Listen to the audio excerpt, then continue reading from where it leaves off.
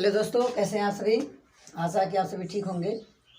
आज हम लोग पढ़ेंगे पास्ट परफेक्ट टेंस। इसके पहले हम पास्ट कंटिन्यूअस टेंस पढ़ चुके हैं, तो इसीलिए आज हम पढ़ेंगे पास्ट परफेक्ट टेंस। यानी देखिए, पास्ट परफेक्ट टेंस होता क्या है, कोई भी काम भूतकाल में पूरा हो चुका होता है, यानी पूरी तरह से समाप्त हो चुका होता है।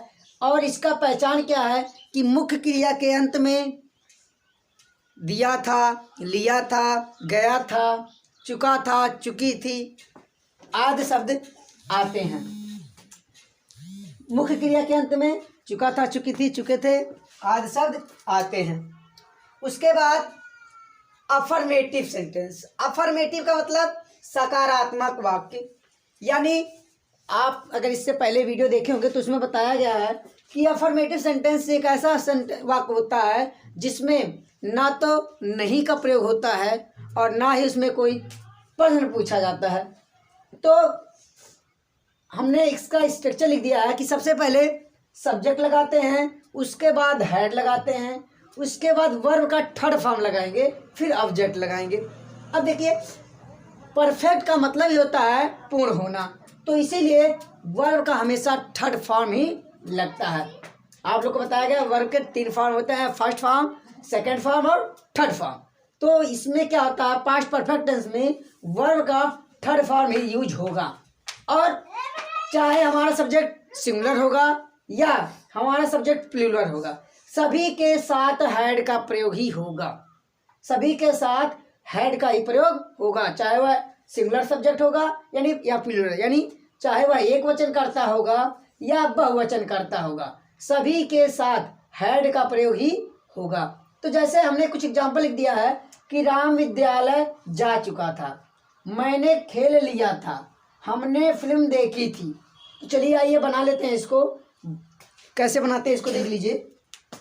राम विद्यालय जा चुका था, तो सबसे पहले सब्जेक्ट क्या हमारा, राम, तो लिखेंगे राम, राम। उसके बाद हेड, सब हेड, राम हेड। उसके बाद जाने की इंग्लिश गो होती है, फर्स्ट फॉर्म, और सेकंड फॉर्म गॉन। गॉन होती है, वेंट होता है, थर्ड फॉर्म गॉन होता है।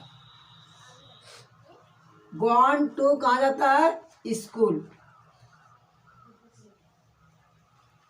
School. Ram had gone to school. मैंने खेल लिया था, मैंने, यानी इसमें सब्जेक्ट क्या है, मैंने। मैंने की English I, I had played, I had played। हमने फिल्म देखी थी, हमने फिल्म देखी थी, तो यहाँ we had,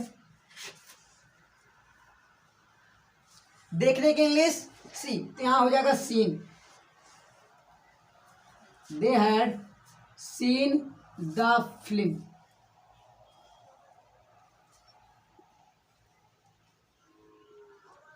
एक बार फिर से देख लीजिए। राम विद्यालय जा चुका था, यानी राम जो विद्यालय जा चुका था, यानी भूतकाल में, हमारा जो समय था वो भूतकाल में ही खत्म हो चुका है। तो Ram had gone to school, मैंने खेल लिया था, आई हैड प्लेड। अब देखिए लास्ट में चुका था, लिया था, देखी थी, आया ना। अब बताया गया कि लिया था, दिया था, चुका था, चुकी थी, चुके थे आदि शब्द आते हैं। तो आई हैड प्लेड। उसके बाद हमने फिल्म देखी थी, we had seen the film. इसी तरह से चलिए आगे हम बढ़ते हैं निगेटिव की तरफ से और देखते हैं निगेटिव। अभी हम लोगों ने पढ़ा पास्ट परफेक्ट टेंस का अफर्मेटिव, अब हम लोग पढ़ेंगे निगेटिव सेंटेंस। निगेटिव मतलब नकारात्मक, यानी जिसमें नहीं का प्रयोग होता है।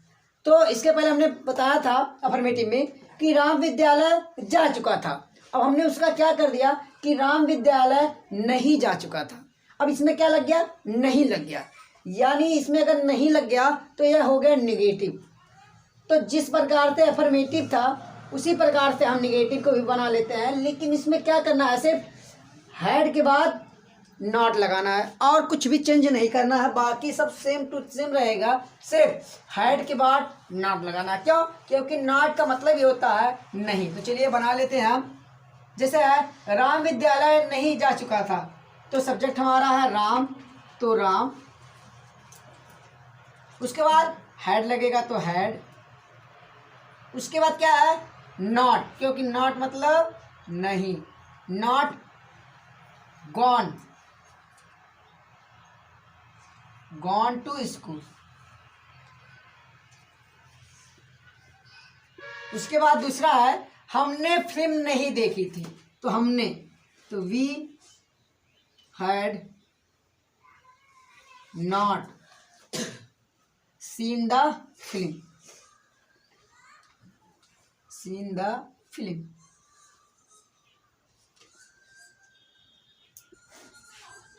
इसी तरह से और आगे आप लोग क्वेश्चन लगाएंगे। चलिए आगे हम बढ़ते हैं।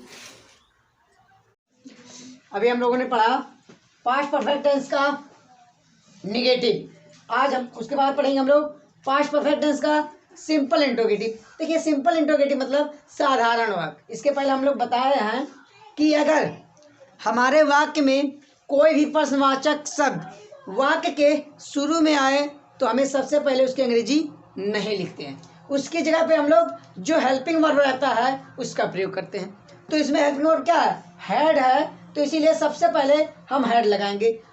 जैसे एग्जांपल है क्या रोहित खेल चुका था, क्या वे घर जा चुके थे। तो चलिए बना लेते हैं इसको कि क्या रोहित खेल चुका था। तो सबसे पहले क्या, तो क्या की इंग्लिश व्हाट होती है, लेकिन हमने बताया कि अगर शुरू में कोई भी प्रश्नवाचक वाक्य आए तो उसकी अंग्रेजी नहीं लिखते, तो हमें यहाँ पर व्हाट नहीं लिखना है, हमें यहाँ व्हाट की जगह हैड लिखना है। चलिए लिख लेते हैं हैड। उसके बाद रोहित, हैड रोहित प्लेड, बस हो गया क्वेश्चन मार्क। उसके बाद क्या वे घर जा चुके थे, तो यहां भी हैड, दे, उसके बाद जाने की English gone, gone to home.